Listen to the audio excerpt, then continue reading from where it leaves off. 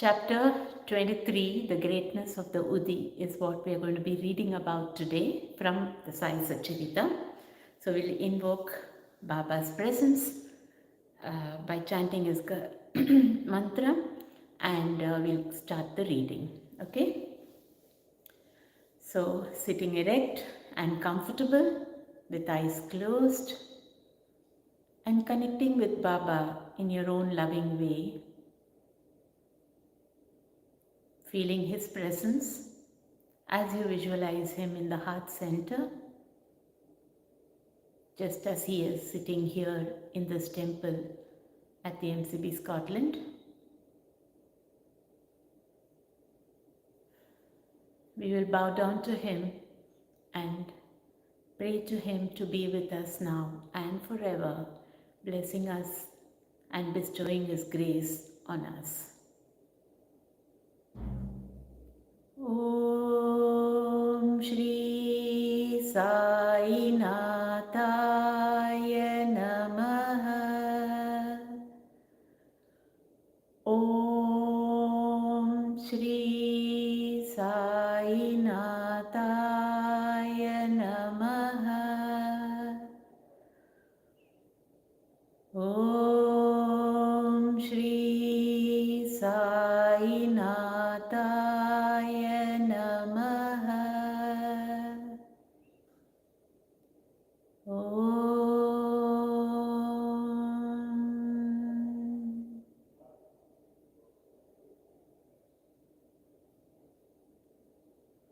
Connecting with Baba with one pointed focus. You may open your eyes when you are ready to start the reading of chapter 33, which speaks about the Udi. In the last chapter, we described the greatness of the Guru. Now in this, we will describe the greatness of Udi.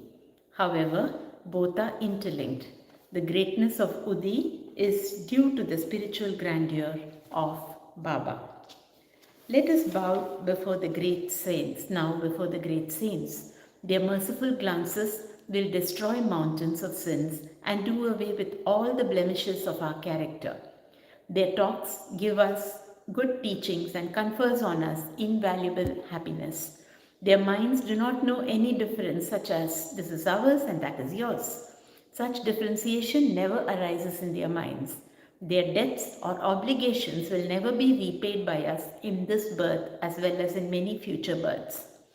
Udi. It is well known that Baba took dakshina from all, and out of the amount thus collected, he spent on charity and purchased fuel. This fuel he put in the duni, the sacred fire, which he kept ever burning. The ash from this fire was called Udi, and it was freely distributed to the devotees at the time of their departure from Shirdi. What did Baba teach us by the Udi? Baba taught by the Udi that all the visible phenomena in the universe are as transient as the ash. Our bodies, composed of matter of the 5 elements, will fall down after all their enjoyments are over and be reduced to ashes. In order to remind the devotees of the fact that their bodies will be reduced to ashes, Baba distributed Udi to them. Baba also taught by the Udi that the Brahma is the only reality and the universe is ephemeral, and that no one in this world, be he a son, father or wife, is really ours. We come here in this world alone and we have to go back from here alone. It has been found that the Udi cured many physical and mental maladies, but Baba wanted to repeat into the devotees' ears the principle of discrimination between the unreal and the real. He taught non-attachment for the unreal by his Udi and Dakshina. The former, Udi, taught us discrimination, and the Dakshina taught us non-attachment. Unless we have these two things, it is not possible for us to cross over the sea of this mundane existence. So Baba asked for Dakshina, and while the devotees took leave, he gave Udi as prasad, besmeared some of it on their foreheads and placed his boon-conferring hand on them. When Baba was in a cheerful mood, he used to sing merrily. One such song was about Udi. The meaning of the song was, "O playful Ram, come Come and bring with you sacks of udi. Baba used to sing in very clear and tender tones. So, besides the spiritual implication of udi, it has also its material significance. It conferred health, prosperity, freedom from anxiety, and many other worldly gains. So, the udi has helped us to gain both our ends, material as well as spiritual. We shall now begin with the stories about the udi. Scorpion sting. Narayan Motiram Jani of Nashik was a devotee of Baba. He was serving under another devotee of Baba by name Ramachandra Vaman Modak. Once he went to Shirdi with his mother and saw Baba. Then Baba himself told her that her son should start independent business. Some days after this, the prophecy turned true. Narayan Jani left service and started a boarding house, Anand Ashram, which thrived well. Once a friend of this Narayan Rao was stung by a scorpion and the pain caused by it was severe and unbearable. Udi is most efficacious in such cases. It is to be applied on the point of pain, and so Narayan Rao searched for it but found none. Then he stood before Baba's picture and invoked Baba's aid, chanted Baba's name, and taking out a pinch of the ashes of the Josh stick burning in front of Baba's picture and thinking it as Baba's udi, applied it on the seat of pain and the sting. As soon as he moved his fingers, the pain vanished and both the persons were moved and felt delighted. Bubonic plague case. Once a devotee in Bandra came to know that his daughter, who was staying in another place, was down with bubonic plague. He had no udi with him, so he sent word to Nana Sahib Chandorkar to send the same. Nana Sahib got this message en route Thane railway station, when he was travelling with his wife to Kalyan. He had no udi with him then.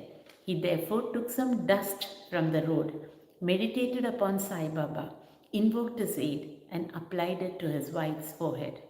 The devotee was very glad to learn that his daughter, who was suffering for 3 days, began to improve from the very moment Nana Sahib invoked Baba's aid near the Thane railway station. The Jamner miracle. In the year 1904 and 5, Nana Sahib Chandorkar was Mamlatadar at Jamner in the Kandesh district, which is more than 100 miles from Shirdi.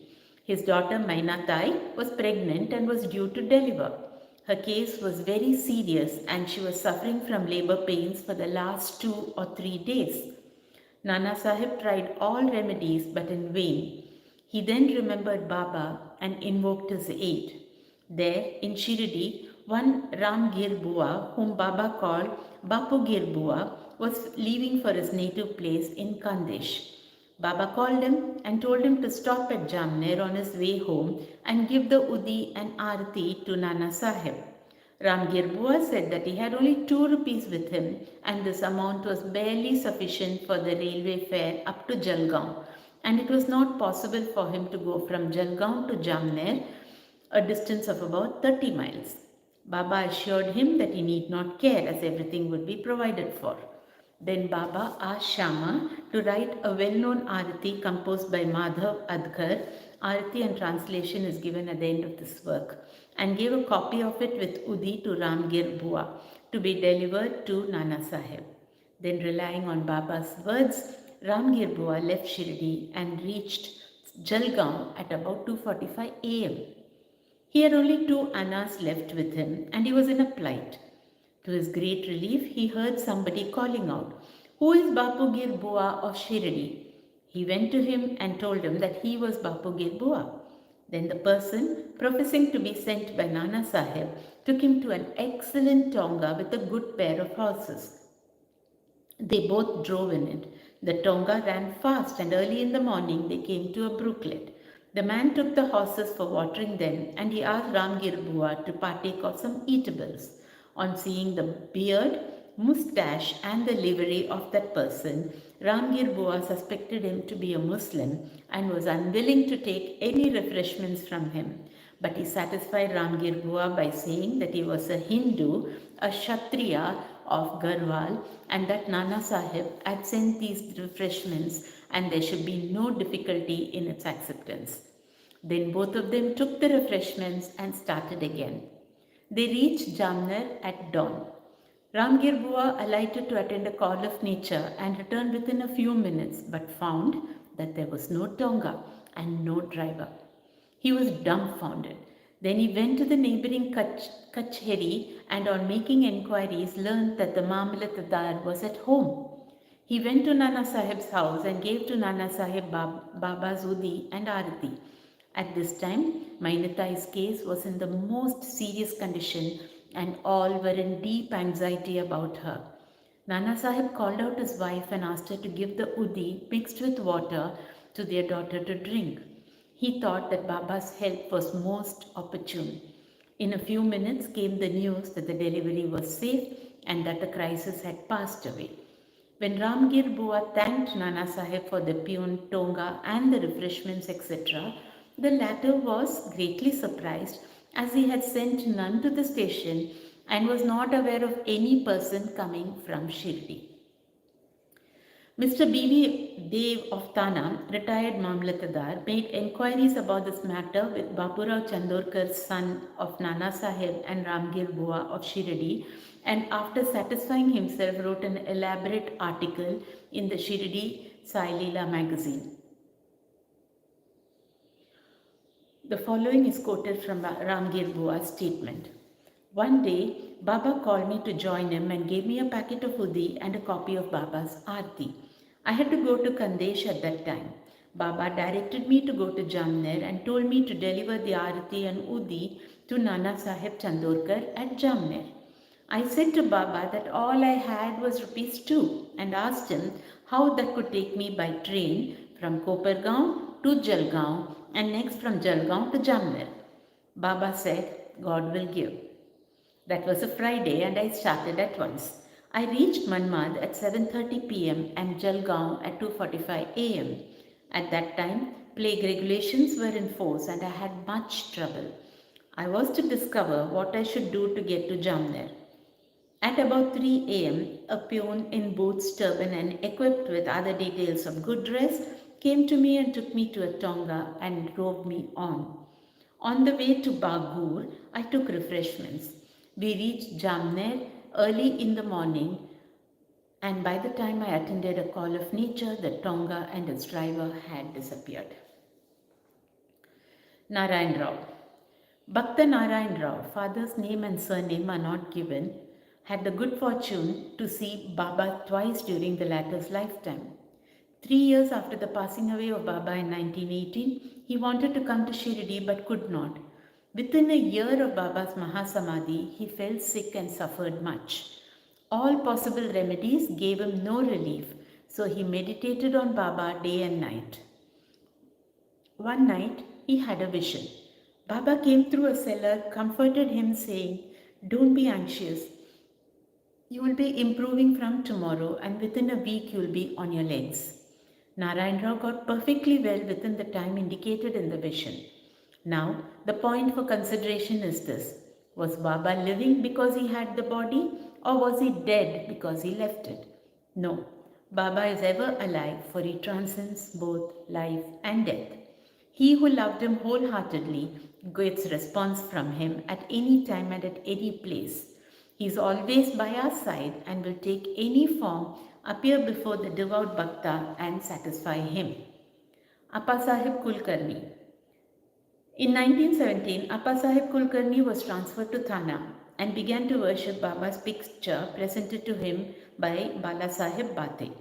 In real earnest, he did the worship. He offered flowers, sandal paste and Naivedya daily to Baba in the picture and longed intently to see him. In this connection, it may be remarked that seeing Baba's picture earnestly is equivalent to seeing him in person. The following story illustrates this statement. Bala Bua Sutar. A saint of Mumbai named Bala Bua Sutar, who on account of his piety, devotion and style was called modern Tukaram, came to Shirdi for the first time in 1917. When he bowed before Baba, the latter said, "I have known this man for 4 years. Bala Bua wondered and thought how could that be, as that was his first trip to Shirdi. But thinking about it seriously, he recollected that he had prostrated himself 4 years ago before Baba's portrait at Mumbai and was convinced about the significance of Baba's words. He said to himself, how omniscient and all pervading are the saints, and how kind are they to their devotees. I merely bowed to his photo, but the fact was noticed by Baba, and in due time he made me realize that seeing his photo is equivalent to seeing him in person. Now we return to Appa Sahib's story. While he was in Tana, he had to go on a tour to Bhiwandi and was expected to return after a week. In his absence, the following wonderful thing took place on the third day. At noon, a fakir turned up at Appa Sahib's house. His features resembled exactly those of Baba's photo. Mrs. Kulkarni and the children all asked him whether he was Sai Baba of Shirdi. He said, no, but that he was an obedient servant of his and came there at his order to inquire after the well-being of the family. Then he asked for dakshina. The lady gave him a rupee. He gave her a small packet of udi and asked her to keep this in the shrine. Then he left the house and went away. Now hear the wonderful leela of Baba. Appa Sahib could not proceed with his tour as his horse fell sick at Bhiwandi. He returned home that afternoon and learned from his wife about Fakir's visit. He got very restless as he did not have the darshan of the Fakir. Moreover, he did not like that only 1 rupee was paid to him as dakshina. He said that had he been present, he would have paid not less than 10 rupees. Then he immediately started in quest of the Fakir and searched for him in the masjid and other places without taking any food. His search was in vain. He then returned home and took his food. The readers may remember here Baba's dictum in chapter 32 that God's square should never be made on an empty belly. Then, after meals, he went out for a walk with a friend, Mr. Chitre. After going some distance, they saw a man approaching them rapidly. Appa Sahib thought that he must be the fakir that came to his house at noon, as his features tallied with those of Baba in the photo. The fakir immediately put forth his hand and asked for dakshina. Appa Sahib gave him a rupee. He demanded again, and so Appa Sahib gave him 2 more. Still, he was not satisfied. Then he borrowed rupees 3 from Mr. Chitre and gave them to him. He wanted still more. Appa Sahib asked him to accompany him to his home. Then they all returned home and Appa Sahib gave him 3 rupees, in all 9. He looked unsatisfied and demanded again. Then Appa Sahib told him that he had a currency note of rupees 10. The fakir asked for the same, took it and returned the 9 rupees and went away. Appa Sahib had earlier said that he would pay 10 rupees and that sum was taken from him and 9 rupees consecrated by Baba's touch were returned to him. The figure 9 is significant. It denotes the 9 types of devotion given in chapter 21. It may also be noted here that Baba gave 9 coins to one Lakshmibai Shinde at his last moment. Appa Sahib examined the udi packet and found that it contained some flower leaves and akshata. Then sometime afterwards, he got a hair from Baba when he saw him at Shirdi. He put the udi packet and the hair in a tabiz and wore it always on his arm. Appa Sahib realized the power of the udi. Though he was very efficient, he got rupees 40 as pay in the beginning.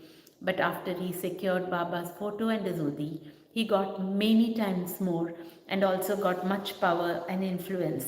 And along with these temporal benefits, his spiritual progress was also rapid. So those who are fortunate enough to get Baba's udi should, after bath, apply it on the forehead and take some of it mixed with water as holy teeth. Haribau Karnik. In 1917, Haribau Karnik of Dahanu, Thana district, came to Shirdi on the Guru Purnima day in the month of Ashada and worshipped Baba with all formalities. He offered clothes and dakshina and after taking Baba's leave, got down the steps of the masjid. Then he thought that he should offer 1 more rupee to Baba and was just turning to climb up again when Shama signaled him by gesture that as he had got Baba's leave, he should go and not return. So he started for home. On his way, when he went into the temple of Kalaram, At Nasik for darshan, the Saint Narsingh Maharaj, who used to sit inside the temple, came to Haribau, caught him by his wrist and said, "Give me my 1 rupee." Karnik was surprised. He paid the rupee most willingly and thought that Sai Baba recovered the rupee which he intended in his mind to give through Saint Narsingh Maharaj. This story illustrates the fact that all saints are one and illustrates how they work in unison. Bow to Sri Sai. Peace be to all. Jai Mohanji. Om Sai Ram.